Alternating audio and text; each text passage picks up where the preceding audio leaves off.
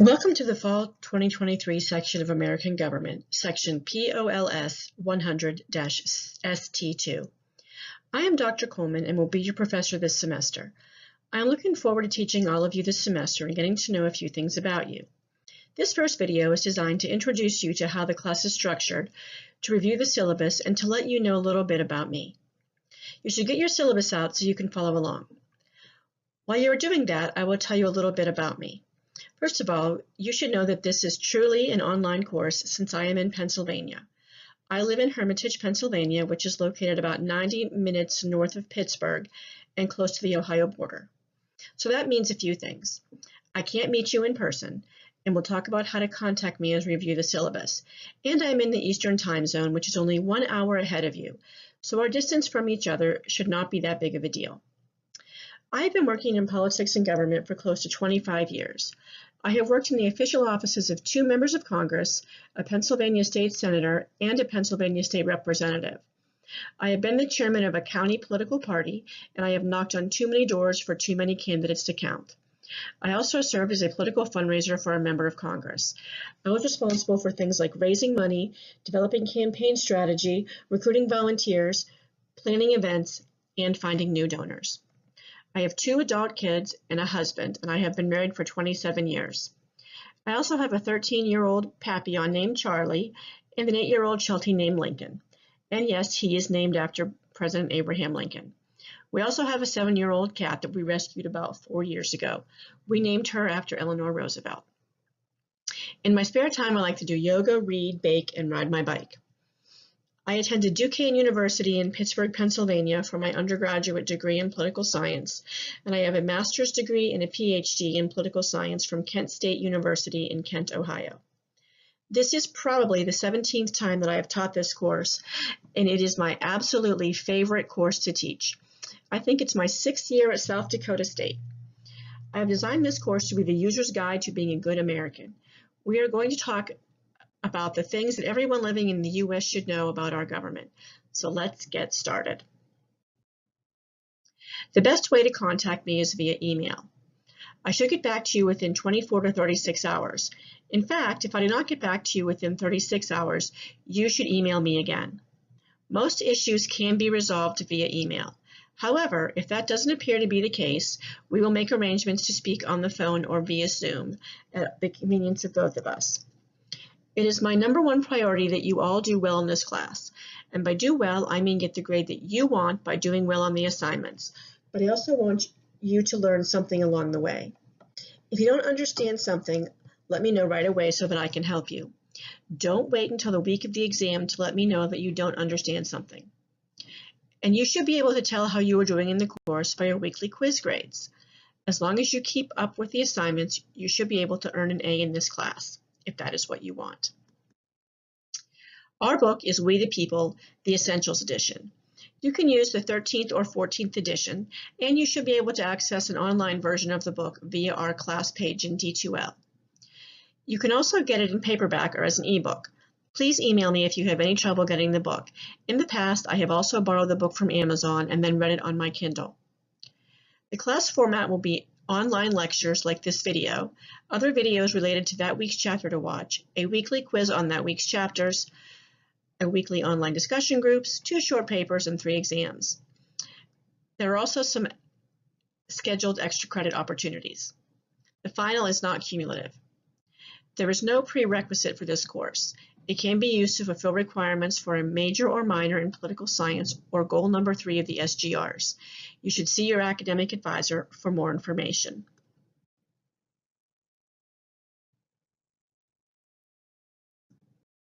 Important dates. The last day to add this course is 8/31/2023, and the last day to drop this course is 11/3/2023.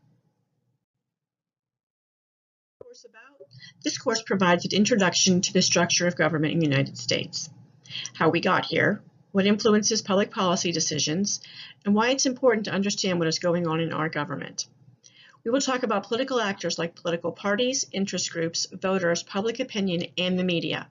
We'll also learn about our institutions, the Constitution, federalism, elections, the Supreme Court, Congress, and the presidency. course, I want each of you to understand the basic structure of how the American political system works and be able to explain it to your cousin at your next holiday gathering. I want you to be able to understand how and why the Founding Fathers really wrote the Constitution, and I want you to actually have read part of the Constitution. You should also be able to describe the roles of each of the institutions of the American government: the legislature, the executive, the judiciary, and the bureaucracy, and understand how they work together and how they have individual responsibilities. I want you also to develop critical thinking skills to use when analyzing political arguments, and you should be able to articulate a coherent and respectful political argument. I will use your JAX email to communicate with you. You will be notified of any changes to the course schedule via email.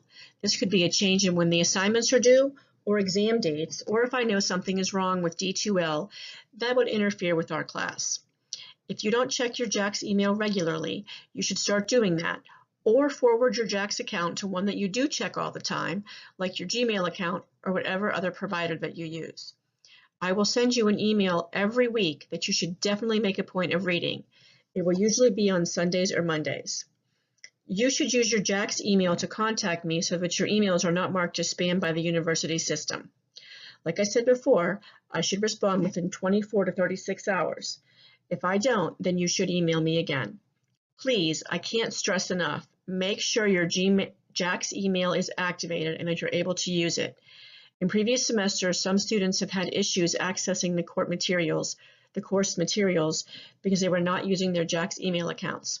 This also goes for students from other state universities in the South Dakota system. Make sure your JAX email is working. Everything for this course will be done through Desire to Learn, typically referred to as D2L. You should definitely complete your D2L profile and set up email or text message notifications. There is also a D2L mobile app called Brightspace Pulse available on the App Store or Google Play that can help you to stay organized. The South Dakota State University Support Desk is your best contact for any technical support, including D2L needed for this course. I am not going to be able to help you with any technical support issues. The support desk should be your first call. Repeat after me. Dr. Coleman is not the help desk. If I have a problem, I need to call the SDSU support desk or contact the tech people at my high school. Also, do not wait until the last minute to complete your assignments and then realize that you have a technical support issue, because the help desk may not be available.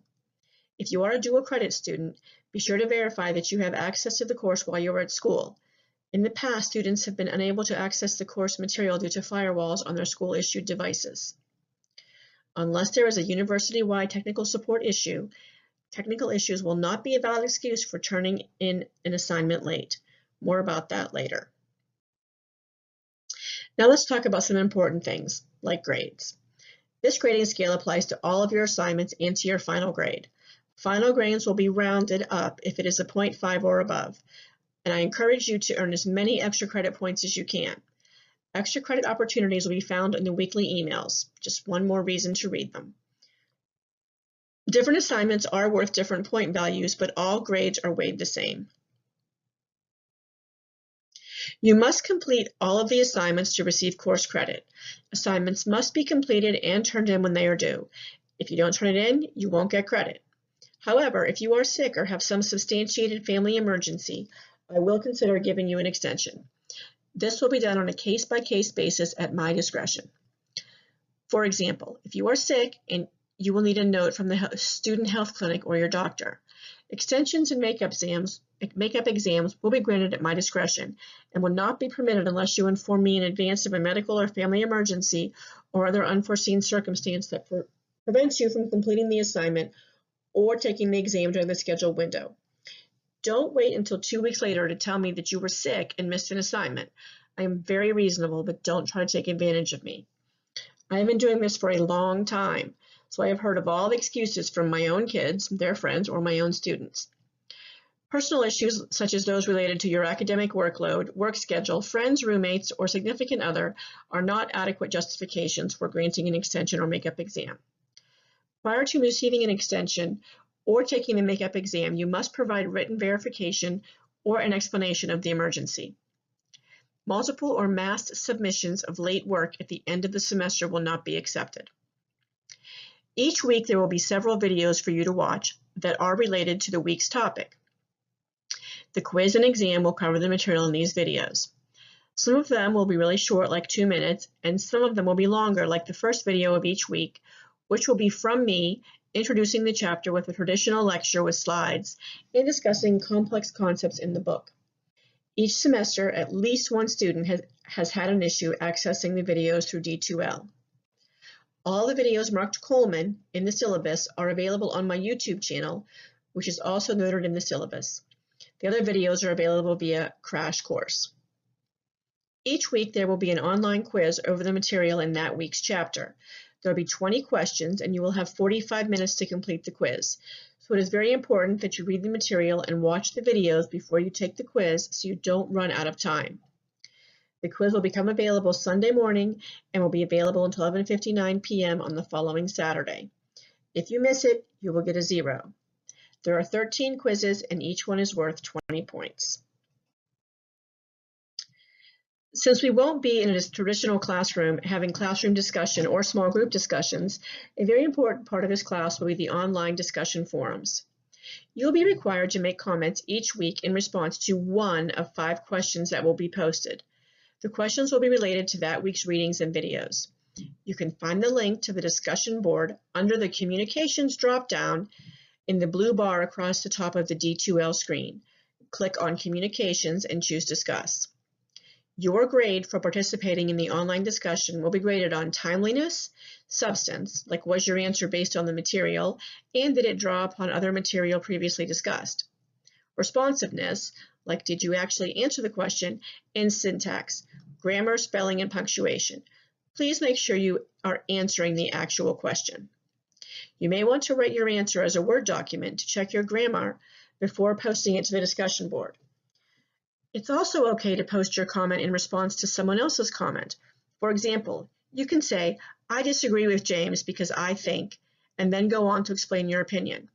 One of the most important things to remember about this assignment is that I will not tolerate any rude comments.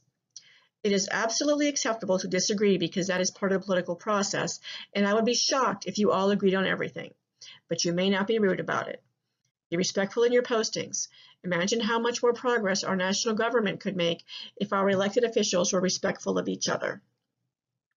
And please remember, you only have to answer one of the discussion posts.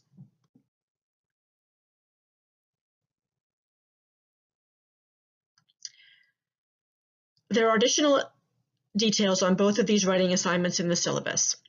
Your first writing assignment is to analyze a famous presidential speech. Choose a speech made by one of the U.S. presidents. You can use a speech from the campaign trail, an inaugural address, a State of the Union speech, or an important policy or historical speech. You should explain the importance of the speech at the time it was given, discuss the historical context, such as what was happening in current events and what was going on in Congress, and discuss the impact of important political leaders and current events taking place at the time the speech was given.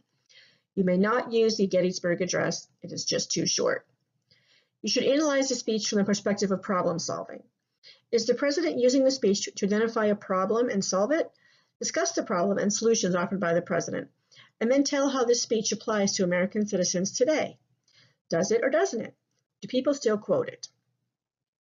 The second writing assignment is to write a policy memo to a member of Congress.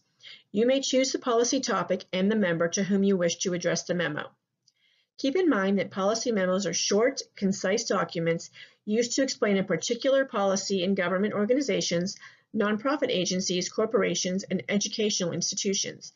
They are used extensively in both public and private sectors. The syllabus contains a lot more information about the policy memo assignment, including links and helpful information and a sample memo. Purdue University provides a comprehensive online guide on how to use MLA writing style if you need some pointers.